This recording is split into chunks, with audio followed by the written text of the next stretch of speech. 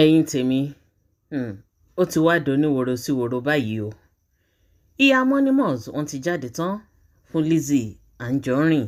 Ẹ̀yin tèmi tí ẹ bá gbàgbé ní nǹkan bí oṣù bíi mélòó kan sẹ́yìn, èyí tí Lizzy kọ́kọ́ jáde fún Monimons, ìyẹn arábìnrin èyí tó ń ta jewelries ní orí ayélujára.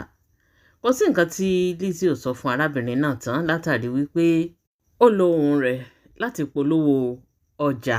Ẹ̀yin tèmi tẹ́ ẹ bá sì gbàgbé wípé Monimons ó jẹ́ ọ̀rẹ́ tímọ́tímọ́ Fọlá Tinubu, ìyẹn ìyáálé Lizzy Anjorin. Ẹ̀yin tèmi ó gbẹnu tán o. Eléyìí ló fà á tí Lizzy Anjorin tó fi jáde tán fún arábìnrin náà tó sì bẹ̀rẹ̀ sí ní ṣépè oríṣiríṣi fún un.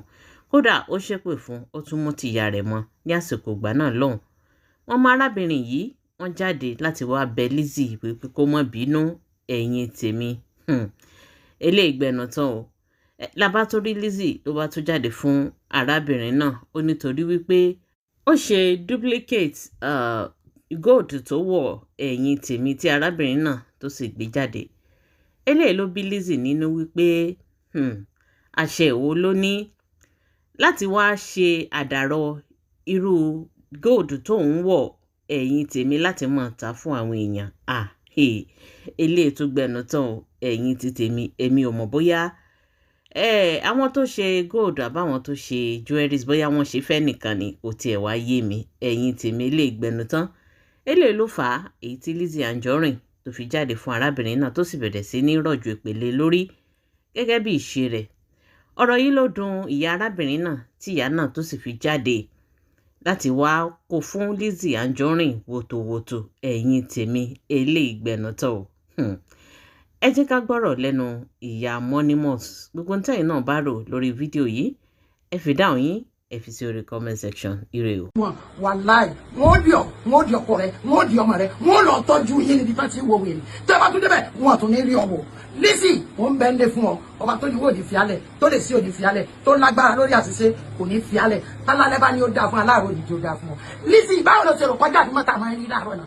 Tó bá di láàárọ̀ ó máa ń kú wìtì bí ọjà ní tọ̀sán-tọ̀sán, ṣùgbọ́n tó bá da alẹ́ bí ìdùmọ̀ta ti máa ń rí ayé ìlú ó ti padà rí mọ́.